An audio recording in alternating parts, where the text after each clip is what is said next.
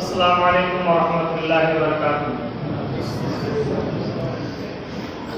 ان الحمد للہ نحمده ونستعینه ونستغفره ونؤمن به ونتوکل علیہ ونعوذ باللہ من شرور انفسنا ومن سیئات اعمالنا من يهده الله فلا مضل له ومن يضلل فلا هادي له واشهد ان لا اله الا الله وحده لا شريك له واشهد ان محمدا عبده ورسوله اما بعد فان اصدق الحديث كتاب الله وخير الهدي هدي محمد صلى الله عليه وسلم وشر الامور محدثاتها وكل محدثة بدعة وكل بدعة ضلالة وكل ضلالة في النار اما بعد اعوذ بالله من الشيطان الرجيم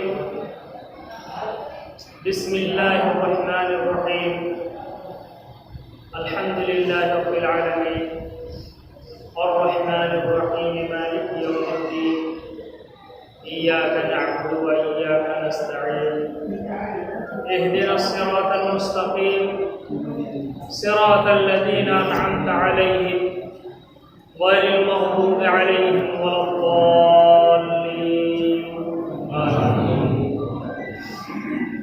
وعن عبادة بن الصامت رضي الله تعالى عنه قال قال رسول الله صلى الله عليه وسلم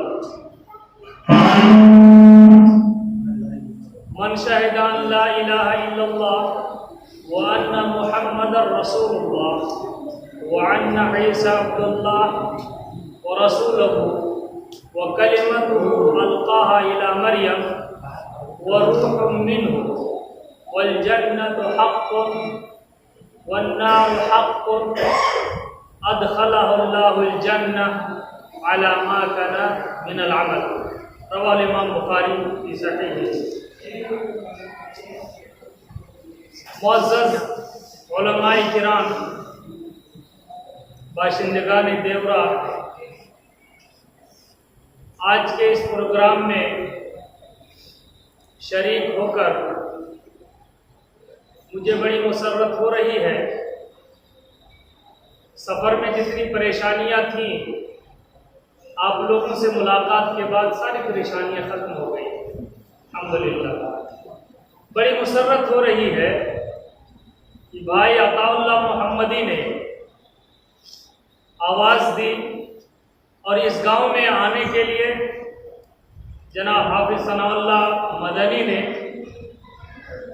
مجھے کئی بار کہا اور ایک بار ٹائم بھی دیا، شاید اسی مسجد کے سنگ بنیاد، دوسری مسجد کے سنگ بنیاد کے سلسلے میں، لیکن پروگرام متواتر میرا جڑا ہوا تھا، اس پروگرام کی وجہ سے میں نہیں آ سکا تھا۔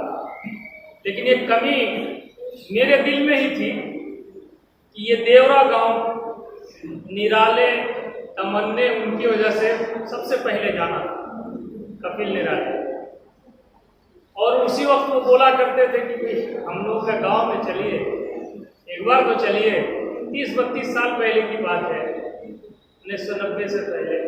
بہرحال آج پہنچا ہوں، بڑی خوشی ہو رہی ہے، اور اہل حدیث بھائیوں کے بیچ میں پہنچ کر اپنے کھویا ہوا بھائی سے مل کر جتنی مسرت نہیں ہوتی ہے، اس سے زیادہ مسرت ہم کو ہے۔ اہل حدیث بھائیوں کا قرۂ امتیاز ہے کہ ان کے پاس شرک نہیں آ سکتا، اور شیطان، ابھی آپ نے تقریر سنی مولانا عبداللہ صاحب کی، شیطان سب سے زیادہ کوشش کرتا ہے کہ انسان کو شرک کی راہ پر لگا دے، لیکن اہل حدیث شرک کی راہ پر چلنے کے لیے کبھی تیار نہیں ہوتا۔ یہ اس جماعت کی یہ خوبی ہے، اس منہج کی، اس عقیدے کی یہ خوبی ہے کہ وہ شرک قبول نہیں کرتا، چاہے جتنی شرک کی آلائشیں ہوں، شرک کی چکا چوند ہو، لیکن ان کو شرک میں گرفتار کرانے کی شیطان کتنی بھی کوشش کر رہے لیکن کامیاب نہیں ہو پاتا۔ ہمارے یہاں کٹیہار میں ایک شخص اہل حدیث ہے وہ، لیکن ایک سماجی تنظیم سے جڑ گیا ہے۔ ایک دن میرے سامنے گفتگو کرنے لگا اور کہنے لگا کہ جماعت اہل حدیث نے کوئی کام نہیں کیا۔ میرا بدن تل ملا اٹھا۔ میں نے کہا بیٹا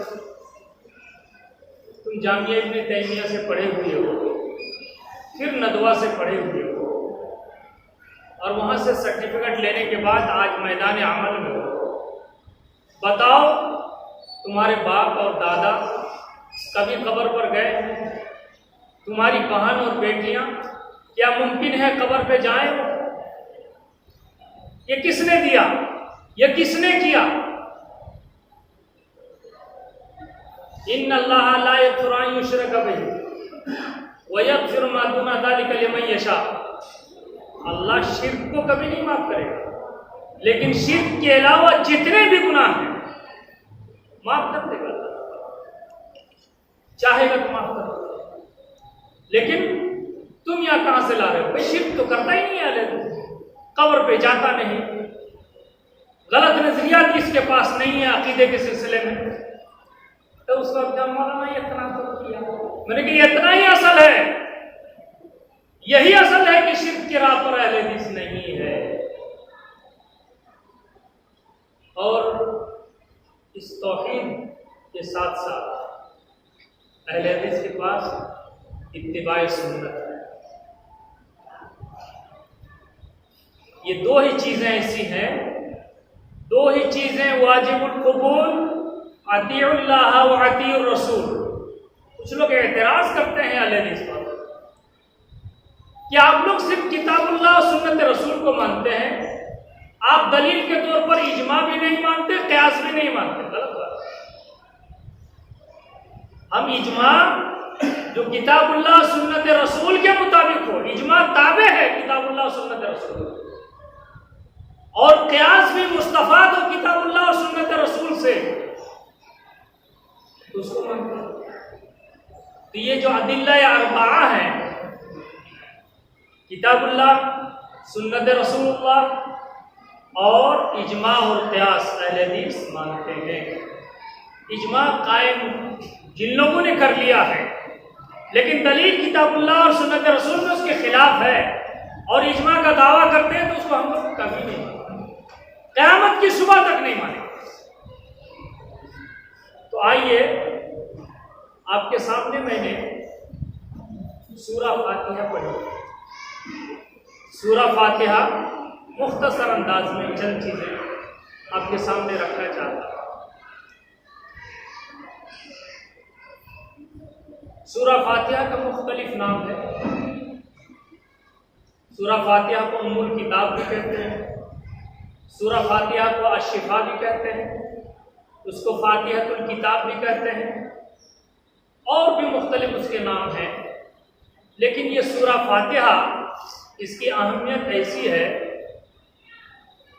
کہ اس کے بغیر نماز نہیں۔ عبادہ بن صامت کی ایک روایت ہے کہ لا صلاۃ لمن لم یقرأ الا بفاتحۃ الکتاب۔ سورہ فاتحہ کے بغیر کوئی نماز، لا صلاۃ لا بجنس، نماز کا وجود ختم ہو جاتا ہے سورہ فاتحہ کے بغیر۔ سورہ فاتحہ نہیں تو نماز نہیں۔ بخاری مسلم کی روایت ہے۔ تو یہ سورہ فاتحہ شفا بھی ہے۔ یہ سورہ فاتحہ جس طرح نماز میں ضروری ہے، چاہے وہ مقتدی ہو، چاہے امام ہو، چاہے منفرد ہو، جماعت کے ساتھ ہو، اس کو سورہ فاتحہ پڑھنا ہے۔ حضرت ابو ہریرہ رضی اللہ تعالیٰ عنہ، آج کل ایک مولوی، ٹکسالی مولوی ہے جو عظمت صحابہ پر انگلیاں اٹھا رہا ہے، اور حضرت ابو ہریرہ کو درباری مولوی کہہ دیا اس نے۔ یہ بنو امیہ کا درباری مولوی، انہوں نے حدیثیں چھپا کے رکھ لی، نعوذ باللہ۔ نہیں بتائی آدھی حدیث ہے، نعوذ باللہ۔ درباری مولوی کا ہے نا بہت بڑی گالی، یعنی بادشاہ وقت یہ چشمہ ابرو کو دیکھ کر وہ حدیث بیان کرتے تھے کہ موافق حدیث کون ہے، نعوذ باللہ، اس طرح کی بات وہ کرتے ہیں۔ تو یہ ابو ہریرہ رضی اللہ تعالیٰ عنہ سے کسی نے سوال کیا کہ میں سورہ فاتحہ جہری کوئی قرأت کر رہا ہے تو اس کے پیچھے، امام کے پیچھے میں کیسے پڑھوں؟ تو حضرت ابو ہریرہ رضی اللہ تعالیٰ عنہ نے کہا اقرأھا فی نفسک، تم چپکے پڑھ لو اسے، تم چپکے پڑھ لو۔ یہ سورہ فاتحہ ہے، اس کی بڑی اہمیت ہے۔ شفا کے سلسلے میں ایک واقعہ امام بخاری نے ذکر کیا ہے کہ سورہ فاتحہ کے ذریعے سے اجرت، یعنی قرآن کی تلاوت کے ذریعے سے اجرت بھی لی جا سکتی ہے۔ صحابہ کرام جا رہے تھے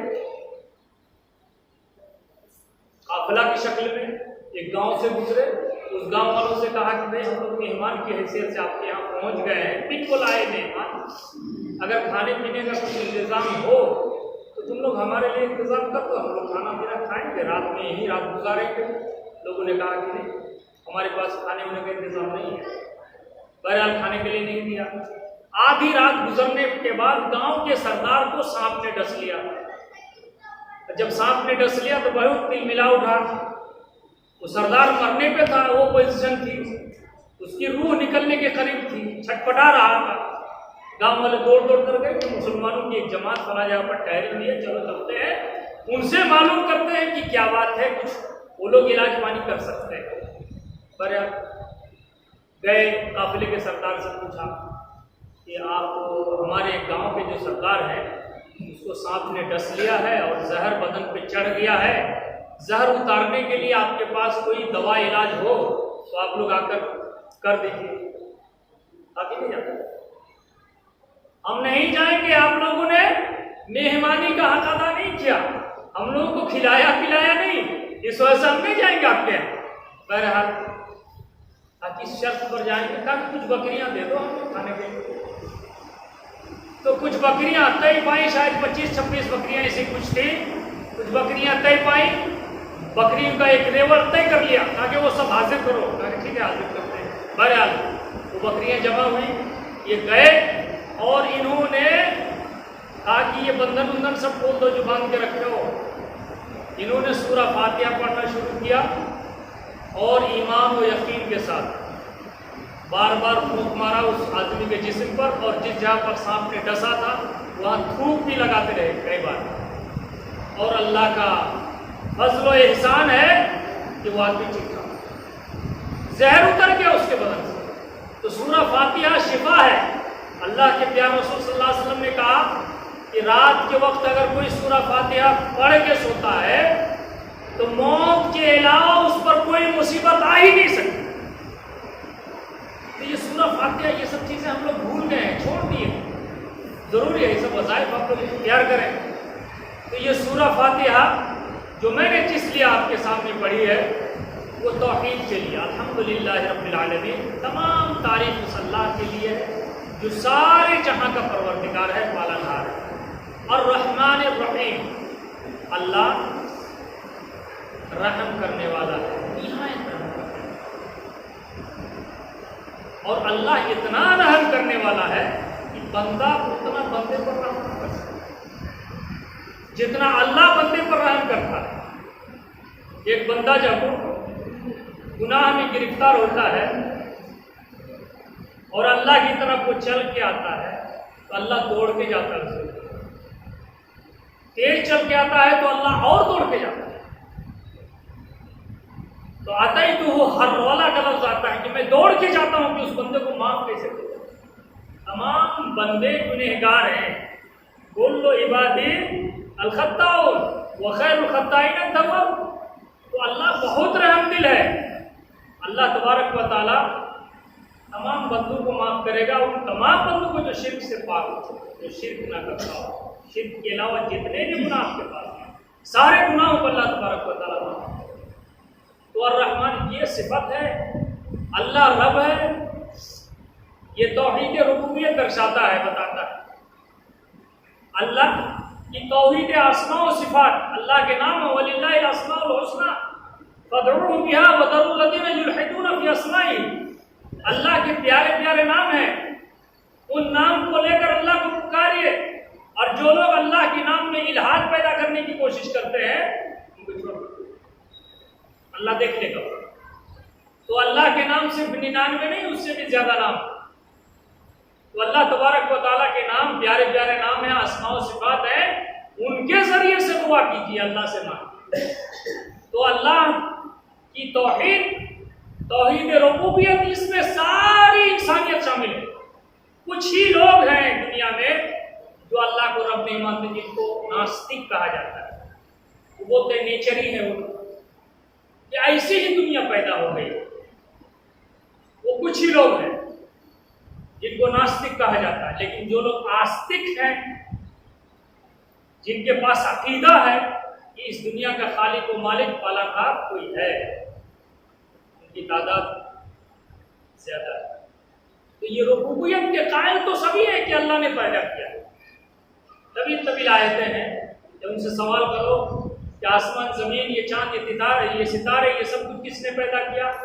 اللہ تبارک و تعالیٰ، یہ سارے لوگ ہیں۔ تو یہ توحید ربوبیت ہے، اور توحید یا اسماء و صفات اس آیت میں واقع ہے۔ مالک یوم الدین، قیامت کے دن کا مالک ہے، فیصلے کا دن کا مالک ہے۔ اس کے بعد ہے ایاک نعبد و ایاک نستعین، ایک حدیث کے مطابق یہ چاروں آسمانی کتابیں موجود ہے کہاں؟ اس کا مفہوم موجود ہے قرآن کے اندر، اور قرآن کا سارا معنی و مفہوم موجود ہے سورہ فاتحہ کے اندر، اور سورہ فاتحہ کا سارا معنی و مفہوم موجود ہے اس آیت کے اندر، ایاک نعبد و ایاک نستعین۔ امام ابن قیم نے ایک کتاب پوری لکھ دی، ایاک نعبد و ایاک نستعین، کہ ہم تیری ہی عبادت کرتے ہیں اور تجھ ہی سے مدد مانگتے ہیں۔ کم بڑی بات ہے۔ اللہ پر جب نربھر کر لے ایک بندہ، پورا اعتماد کر لے ایک بندہ اللہ پر، ایک حدیث کے مطابق کہ جب بندہ اللہ پر پورا بھروسہ کر لیتا ہے، تو جس طرح سے پرندے کو روزی روٹی دیتا ہے، صبح پرندہ بھوکے پیٹ نکلتا ہے، اور شام کو جب لوٹتا ہے اپنے گھونسلے میں تو اس کا پیٹ بھرا ہوا ہوتا ہے، اللہ اسی طرح سے بندوں کو روزی دیتے ہیں۔ لیکن پورا بھروسہ اللہ پر ہونا چاہیے۔ آج ہماری سرکار کی طرف سے یہ آواز آتی ہے کہ ہر آدمی کو آتم نربھر، خود اعتماد بننا پڑے گا۔ اپنے آپ پر اعتماد کر کے ہوگا کہاں؟ بھروسہ صرف اوپر والے پر، اللہ پر بھروسہ ہونا چاہیے، تو اور اسی سے مدد مانگی جائے۔ آواز لگائی جاتی ہے کہ ہم کورونا سے لڑنے کے لیے تیار ہیں۔ اللہ کی مار سے کوئی لڑ سکتا ہے؟ اللہ کے عذاب کا کوئی مقابلہ کر سکتا ہے؟ سبب نہیں ہے، ممکن نہیں ہے۔ لیکن پھر بھی یہ انسان یہ دعویٰ کرتا ہے کہ ہم کورونا سے لڑیں گے، ہم اس سے لڑیں گے، اس سے لڑیں گے۔ لڑنا نہیں، آپ اس سے بچنے کی کوشش کیجیے، اس کی دفاع کی کوشش کیجیے۔ یہ دور کیسے ہو، یہ ہم سے دور کیسے ہو، یا ہم اس سے بچ کیسے سکیں؟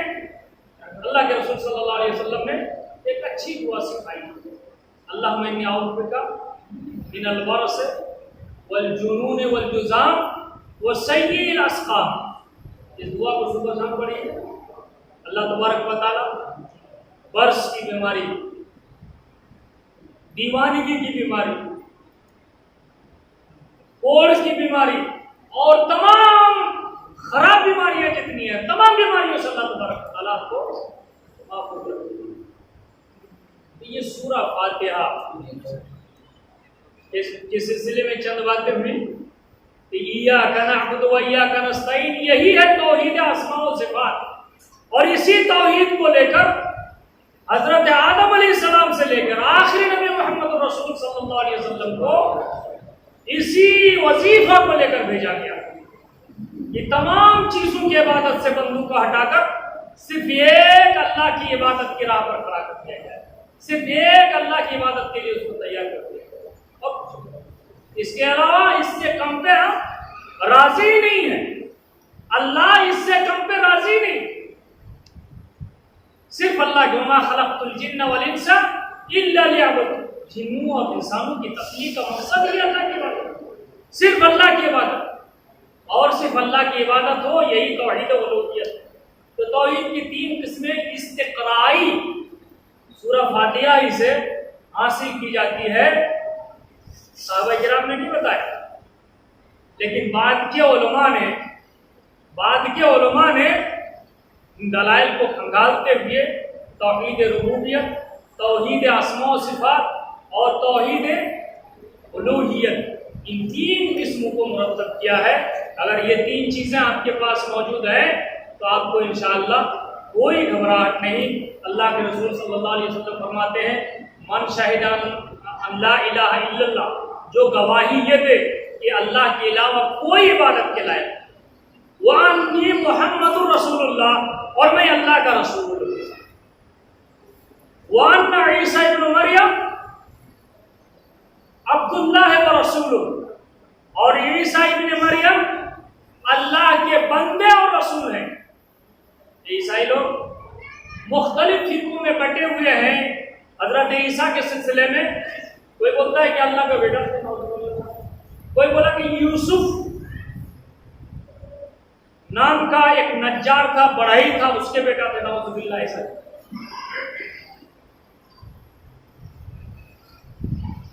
وہ اللہ کے بندے تھے اور ان کی مثال بالکل ہی ان مسئلہ عیسیٰ کا مسئلہ آدم قرآن میں کہا گیا کہ عیسیٰ کی مثال بالکل آدم علیہ السلام کی مثال جیسی ہے، یعنی آدم علیہ السلام کو اللہ تبارک و تعالیٰ نے بغیر ماں باپ کے پیدا کیا، لیکن عیسیٰ علیہ السلام کو بغیر باپ کے پیدا کیا،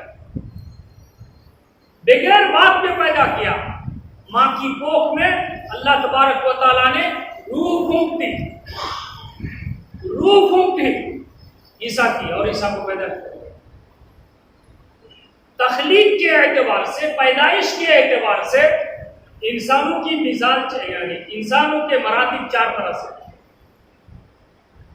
سے۔ ایک، آدم علیہ السلام کو پیدا کیا اللہ تبارک و تعالیٰ نے بغیر ماں باپ کے۔ دوسرے نمبر پہ باپ کی پسلی سے پیدا کیا، باپ کے ذریعے سے پیدا کیا، ماں کا وجود نہیں ہے، وہ حضرت حوا علیہ السلام، حضرت آدم علیہ السلام کی پسلی سے پیدا کیا۔ تو دو قسم ہو گئی۔ تیسری قسم ہے کہ ماں کے کوکھ سے پیدا کیا، باپ کا وجود نہیں ہے، وہ حضرت عیسیٰ علیہ السلام۔ کون ہے؟ حضرت عیسیٰ علیہ السلام۔ اور چوتھی قسم جو انسانوں کی ہے کہ تمام انسان ہیں، ماں باپ کے وجود سے ان کو پیدا کیا، ماں باپ کے وجود سے تمام انسانوں کو پیدا کیا۔ لہذا یہ چیز آپ کو معلوم ہونی چاہیے کہ انسانوں کی جو تخلیق جو ہے چار طرح سے ہے، ایک آدم کی تخلیق، ایک حوا کی تخلیق، ایک عیسیٰ کی تخلیق، اور تمام انسانوں کی تخلیق۔ اب آپ کے سامنے کہ اللہ تبارک و تعالیٰ کے پیارے رسول حضرت عیسیٰ کو اللہ کا بندہ مانے، اللہ کا رسول مانے، وَكَلِمَتُهُ أَلْقَاهَا إِلَى مَرْيَمَ، اور یہ کیا مانے؟ یہ گواہی دے کہ اللہ کے کلمہ ہے، کلمہ کن ہو جات ہو گئے، کلمہ کن سے پیدا ہوئے، وَرُوحٌ مِّنْهُ، اللہ کی طرف سے دی ہوئی روح تھی، بھیجی ہوئی روح، اللہ کی پیدا کی ہوئی روح جو حضرت عیسیٰ علیہ السلام۔ وَأَنَّ الْجَنَّةَ حَقٌّ وَأَنَّ النَّارَ، جنت بھی حق ہے، جہنم بھی حق ہے، یعنی جنت کا بھی وجود ہے، جہنم کا بھی وجود ہے۔ آدمی عمل کرے گا تو یا تو جنت کا بھاگیدار ہوگا یا تو جہنم کا حصے دار ہوگا، جنت میں جائے گا یا جہنم میں جائے گا۔ جنت میں جو نیک عمل کرے گا وہ جنت میں جائے گا، جو برا عمل کرے گا وہ جہنم میں جائے گا شیطان کے ساتھ۔ لہذا جو آدمی اتنا عقیدہ رکھے اللہ کے رسول صلی اللہ علیہ وسلم آگے کہتے ہیں تو اس سے کہا جائے گا، اس سے کیا کہا جائے گا کہ جنت کے جس بھی دروازوں سے چاہو تم داخل۔ اتنا یہ روایت ہے، ادخلہ اللہ الجنت علی ما کان من عمل، اللہ تبارک و تعالیٰ اس آدمی کو جنت میں داخل کرے گا چاہے کسی بھی عمل میں۔ اس حدیث سے پتہ چلتا ہے کہ عقیدے کی کتنی اہمیت ہے، توحید کی کتنی اہمیت ہے، اور توحید کی اہمیت کی وجہ سے دوستو آج اہل حدیث کو اگر آخرت میں نجات ملنی ہے تو اس توحید کی وجہ سے ملنی ہے۔ آخرت میں نجات ملنی ہے، اتباع سنت کی وجہ سے نجات ملنی ہے، اور اتباع سنت کے سلسلے میں اہل حدیث کے پاس چاہے کیسا بھی اہل حدیث ہو، چاہے کیسا بھی اہل حدیث ہو، یہ 21ویں صدی اہل حدیث کی صدی ہے۔ اس 21ویں صدی میں اہل حدیث کا ہر بچہ بلا دلیل کوئی بات ہے قبول کرنے کے لیے تیاری نہیں، دلیل پیش کرو، پختہ دلیل، صحیح دلیل۔ اگر صحیح دلیل آپ پیش نہیں کرتے ہیں تو آپ کی بات نہیں مانی جائے گی۔ افسوس کہ دوسرے عوام کے بیچ میں، ہمارے دوسرے مسلم بھائیوں کے بیچ میں جو دوسرے فرقے سے تعلق رکھتے ہیں، وہ لوگ بھی آج سوال کرتے ہیں مفتیان کرام سے، کتاب اللہ اور سنت رسول کے مطابق جواب دیجئے، لیکن مفتیان کرام کیا جواب دیتے ہیں؟ فتاوی قاضی خان میں یہ ہے، فتاوی عالمگیری میں یہ ہے، ہدایہ شریف میں یہ ہے، اور قدوری شریف میں یہ ہے، نور النظام میں یہ ہے، شرح وقایہ میں یہ ہے۔ ہمارے امام کا فتویٰ اس پر ہے، عمل اس پر ہے۔ یہ اس طرح سے عوام کو موڑتے رہتے ہیں۔ یہ وہ خلاصہ ہے، فقہ حنفی خلاصہ ہے کتاب اللہ و سنت رسول، اس طرح سے دعویٰ کر کے ان کے عوام کو بھی اس طرح سے بگاڑنے کی کوشش کرتے ہیں، اور اسی اندھیرے میں، اسی اندھ بھکتی میں ان کو پھنسا کے رکھتے ہیں۔ لیکن اللہ کا فضل ہے کہ ان کی بھی دماغ میں یہ بات آنے لگی ہے کہ ہماری بھی زندگی کتاب اللہ اور سنت رسول کے مطابق گزرنی چاہیے۔ اور انٹرنیٹ کا بڑا فائدہ ہے دوستو کہ اچھے علماء کی تقریریں جس طرح سے انٹرنیٹ پہ اپلوڈ ہوتی ہیں، اس کے بعد لوگ سنتے ہیں، اور اتنی سیدھی سادی اتنی اچھی چیز ہے اسلامی شریعت، طریقہ محمدی، دعوت توحید و سنت، منہج اہل حدیث، اتنی صاف ستھری چیز ہے کہ اس کو قبول کرنے میں کسی کو دقت نہیں ہوتی ہے، پریشانی نہیں ہوتی ہے۔ ایک دو مجلس میں لوگ تیار ہو جاتے ہیں، ان کا دل نرم پڑ جاتا ہے۔ ہر شخص کی ذمہ داری ہے، بلغوا عنی ولو آیۃ ہے، ہر شخص کی ذمہ داری ہے، ہر شخص کی ذمہ داری ہے کہ وہ اپنی ذمہ داری اٹھائے، اپنی ذمہ داری اٹھائے۔ اپنے مسلم بھائی کو، مولانا عبدالعزیز رحیم آبادی نے اس علاقے میں اہل حدیثیت کو جو پھیلایا، اس کے بعد بہت سارے داعی پیدا ہوئے، لیکن جس جذبے کے ساتھ مولانا عبدالعزیز رحیم آبادی نے جو انہوں نے مناظرہ، مرشد آباد کا مناظرہ جو ایک ہفتے تک چلا تھا تقلید کے موضوع پر، ایک ہفتے تک چلا تھا، اس کی خدات چھپی ہوئی ہے، محمد صدیق دربھنگا نے چھپا، ایک ہفتے تک چلا تھا، اور اکیلے پڑھتے مجاہد اہل حدیث کی طرف سے اکیلے تیار، اور روز حنفی مسلک کی طرف سے روز ایک عالم آتے تھے، کوئی دلی سے آ رہا ہے، کوئی بمبئی سے آ رہا ہے، کوئی پانی پت سے آ رہا ہے، کوئی کہاں سے آ رہا ہے، اور سب لوگ بیان دے رہے ہیں، دن بھر بیان دے رہے ہیں، اور یہ نوٹ کرتے جا رہے ہیں۔ یہ سب کے بیان کا جواب ہم ایک ہی مرتبہ دیں گے، اور انہوں نے جواب دیا، اور اس محفل میں 10,000 آدمی رہے، 10,000 اہل حدیث ہوئے اس زمانے میں، اور اسی علاقے سے ہم لوگوں کا تعلق ہے، اور اسی علاقے سے ہم لوگ بہار کے سیمانچل میں پھیلے ہوئے ہیں، تقریباً 35 لاکھ کی آبادی ہے۔